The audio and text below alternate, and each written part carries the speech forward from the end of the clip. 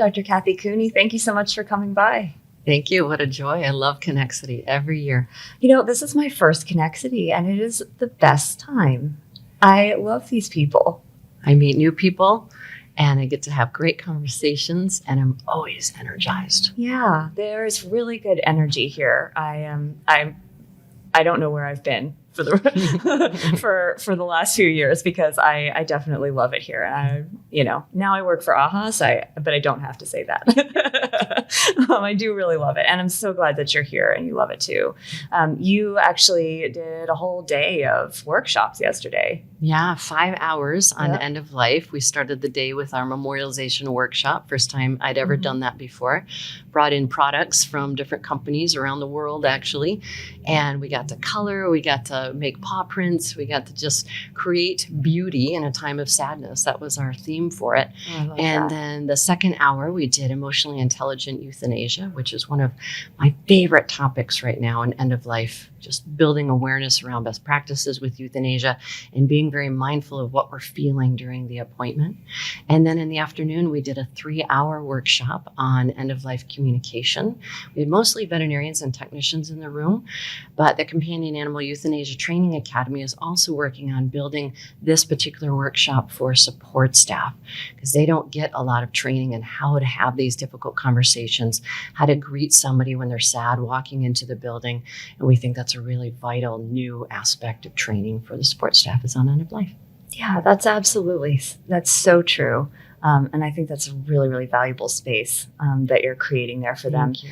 And I hear rave reviews from your workshops yesterday. It was a good group. And we had a lot of people all 5 hours to devote that day on Thursday. So kudos to all of them. And they were very curious.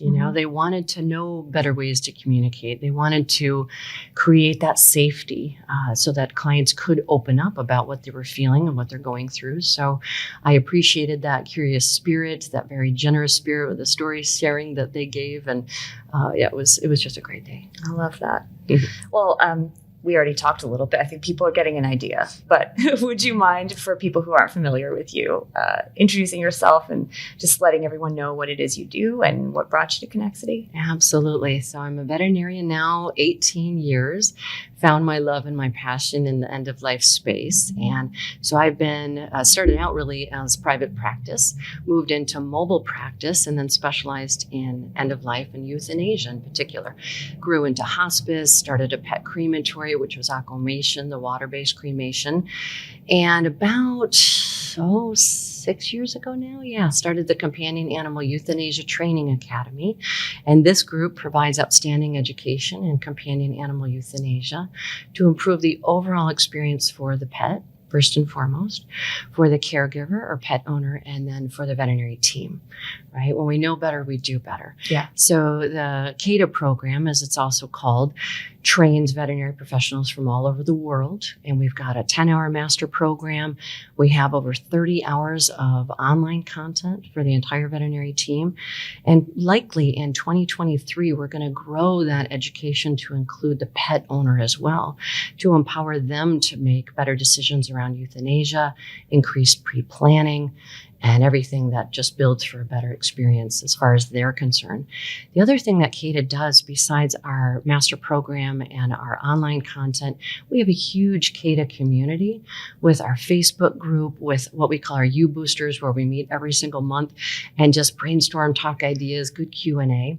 Within that community, we also do a lot of research. And we figure that at this day and age, with the growth of the human-animal bond and advancing medicine that's out there, we need to start to do better research about what defines a good death, what are those techniques that take away pain and anxiety guaranteed every time, and just really protect the appointment, protect this procedure through and through from all aspects. So that, I guess, in a nutshell, is what CAETA is.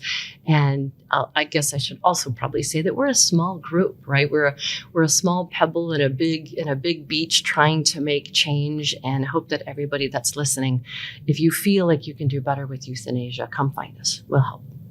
Love it. Listening to you talk about that, just it reminds me of something that another guest on the podcast said. Dr. Lynn Hendricks, she had said that euthanasia is something that that every veterinarian can perform, and veterinarians and veterinary technicians perform euthanasias all the time. And it seems like it's a new philosophy that there's a good way to do it, that it's not just like another thing that you do in the course of your day, and that devoting time and brainstorming sessions and training programs and certifications and developing guidelines for doing it better, is it necessary in the sense of, is it a medical necessity? No, because you could get the euthanasia done without that. But I love the focus now that's on all of the other aspects of euthanasia, the communication that you had 3 hours to talk about yesterday, making memorials for people to take home, understanding that the entire veterinary team needs to be part of that experience. And it's not just a matter of like ushering clients into the room and then hiding them in there so that no one sees them crying. Right. And it really just takes the experience itself and makes it in and of itself something really beautiful. And I do think that euthanasias have been some of the most beautiful appointments and interactions that I've ever had as a vet. But to some people outside the profession, especially, that sounds weird. And your group obviously doesn't think it's weird at all. And I just love that. We're willing to go there. Yeah. We're willing to talk about it. And euthanasia is so private, to your point, that it seems a little taboo to talk about it, to bring it out, but that's changing. Yeah. And to your point about what's so important to the family, it's the difference between euthanasia and companion animal euthanasia, right? Who's the other one at the end of that leash, and how is this death going to impact them? So CAETA recently completed a pet owner survey asking, what do you think is a good death? And of the top 4, only really a couple of them, 2 of them, I guess 50%, were method or technique related. The rest was help with them wanting to be there. So I guess I'll just roll through the top 4 if that's okay. Sure. So number 1 was that they wanted to be with their pet all the way through and never be separated. Yeah. Traditionally in vet med, it's common to bring the pet back to the treatment area to place a catheter. And I really appreciate that. In fact, the AVMA said many, many years ago that it's good practice to place an IV catheter. That's really safe. So I appreciate that part of it. But what the owners want is, if that IV catheter is going to be placed, it should be done in the room with them. And believe me, that's kind of scary, right? Because now we're doing a bit more of this medical procedure with them, including those preparations. So they want to be together. They don't want to be separated. That was really number 1. They don't want then pain and anxiety for their pet. That's really important. And the third one was that they appreciate pre-euthanasia sedation. That helps to reduce down that pain and anxiety. So they want their pet sleeping in those final moments. And then the fourth one was assistance with pre-planning. They want to know what euthanasia is going to be like. They want to know how they can honor that bond and create a bit of a pseudo funeral, which again is the difference between euthanasia and companion animal euthanasia. So the reason that CAETA did this survey was to help to define a good death from the pet owner perspective, as well as then the veterinary perspective. So we're doing a second survey right now, asking veterinarians, how do you define a good death? That will actually close in September of 2022 here. And then we're going to compare the two together and come up with those best practices now that nobody can ignore, right? To say, we know this is what the owners want. This is what they expect. And now veterinarians, it's our job to align with that. And hopefully the takeaway is that euthanasia can be a beautiful part of the day. We're doing it right. We're doing it for the right reasons, first and foremost. We always want to make sure that euthanasia is warranted, but that euthanasia doesn't have to be something that we navigate away from, shy away from, to say, wow, we've got an opportunity here to make a big difference for this family.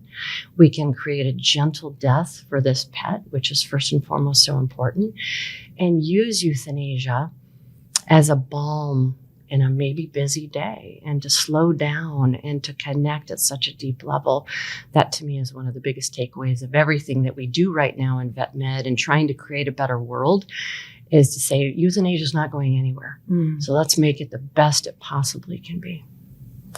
So yeah, that I was going to ask you what a better world looks like in vet med too, and it's one obviously where euthanasia doesn't have to be an experience that people are scared of talking about or that they're scared of performing. Right, that it doesn't have to be a failure of any sort. It's not necessarily a traditional treatment option, as we say, but it is an option that we have to have these conversations with families, and we can come to a good decision together, a good resolution that this is in everyone's best interest, and then embrace it and create meaning from it. And things like the way that we memorialize and pay tribute, where we get to sit and share stories and again see that beauty right in front of us, which for a lot of veterinarians, when they're performing euthanasia, they might not have a lot of that backstory, right? It might not be that womb to tomb, cradle to grave, birth to earth relationship. It might be a non-client that we're just meeting for the first time, where we get to sit down, establish that rapport, build that connection, and then be in that world together for 30 minutes, for an hour, hour and a half, whatever that euthanasia is going to be. And just, again, find the beauty in it, find the joy. It, for me, is what's kept me very sustained in vet med. Yeah. Right? It hasn't been a drain. It's been quite the opposite. So fortunately, through groups like CAETA and the other organizations that I'm a part of, we're definitely spreading that message. Here at AAHA, we're proud of our guidelines, but we know what it's really like to be in practice. We know, for example, that maybe you read the guidelines, but your colleague doesn't, or you read the guidelines, but the doctor you're working with doesn't. Or you might want to present what you learned in the guidelines at a team meeting, but team meetings, am I right? Well, our free implementation toolkits are designed to give your team the tools they need to adapt the guidelines to your unique practice. Check out our tips for technicians and CSRs, handy charts and infographics, and downloadable pet owner pages. You'll also find links to podcast episodes, a quiz, and other related resources that can help your team do what only they can do: bring the AAHA guidelines to life in your practice. To download our free pain management toolkit supported by Zoetis, go to aha.org/pain-management and click Toolkit. And be on the lookout for canine vaccination, working dog, and senior care toolkits coming very soon. While you were talking, I was thinking about euthanasias that I've been in on, and patients that I've known a long time or owners that I knew well, and things that I knew about that relationship that made them special. And I remember all of those, because I knew those stories and because those stories were running through my head while I was performing this euthanasia, while we were talking before and after. And I absolutely love the idea of sitting for an hour and talking. But obviously in a busy clinic setting, that's not built into the schedule. Do you see, as we have more and more of these conversations and people realize that euthanasia can be done better and differently, do you see us moving to more of a system where most euthanasias that we can plan for are not done in a busy clinic setting, or that they have a separate service for that so that those staff members can spare that time? What a great question. First of all, veterinarians who love a good story can only be there for so much of the time, unless they're a specialist like myself back in the day, and certainly even now at my comfort center in Colorado, where I'm the end all be all. It's just me, right? And so there are a lot of veterinarians that are listening that might be mobile, that might have an end of life service, completely. And that's the way that they design their euthanasia experience. In a traditional hospital, especially for those that are AAHA accredited and have gone through extra training too, they may have heard about this concept of a euthanasia attendant. It is somebody on the team who can walk the journey with the family from beginning to end, to be that point person, that light in the dark, that light in the grief that a family is going through, that can very much be a shepherd and a guide, where other people in the team can come in and out of that euthanasia experience, but not be there for the whole time. The reality is that the veterinarian may only be in the room with the family for 5 to 10 minutes, just depending. So it might be a CSR or other support staff, certainly the veterinary nursing team. They're the ones who are often present for euthanasia. And that's just fine. As long as compassion is that common thread, which is so important for the family, and that the family feels that reassurance and that bond and that connection, that everybody agrees that this is the right choice, then that's going to be that takeaway message that family needs. So it doesn't have to be, disjointed, having lots of people moving in and throughout, but that euthanasia attendant can be somebody that can kind of ground the whole thing together. Mm-hmm. And VetMed in general has an opportunity to reignite a passion for our profession, if you will, by delivering that really, really good death. We have a good life with our patients. That's our goal. And then to deliver that good death puts that perfect little cap on that experience. And that's our remembering self. Mm-hmm. I'm kind of getting off on a tangent here, but that's our remembering self is, we can do everything perfect throughout the life of this patient and then mess up euthanasia, mm-hmm. right? The family will remember that. Yeah. They will forget about all the other wonderful stuff that happened. So we have an opportunity to get it right. We should take that opportunity and leverage the team completely, right? It doesn't have to be an all or nothing for one person. Yeah. Okay, I have one more question for you then. So, actually I have two more questions. So I have lots of questions, but I have two more right now. One is with increased involvement of the veterinary team, because I've definitely been in practices where it was almost all me. The veterinarian goes in and the technician might help place a catheter, but at the end it's you and the client and the pet. And the veterinarian really bore that burden on their own. With more team members involved, it's more team members seeing what they might feel very affected by. Do you see that as being something where if you're introducing more team members into the equation, you also need to provide more support for them as far as their emotional well-being, for processing after, not having to compartmentalize so quickly and go right into the next room and play with the new puppy? These things are learned skills, I think. And that's a great question. Yeah. How do you see that working in kind of your average veterinary team where this might not be the norm yet? Yeah. The average veterinary team is going to have touch points with death throughout their day regularly. Mm-hmm. Yeah. I remember going to a hospital recently and I saw that the deceased pet was brought back to the treatment area, and that's where it was placed in its designated, branded, beautiful cadaver bag and tagged and identified and placed in the cooler ready for the crematory.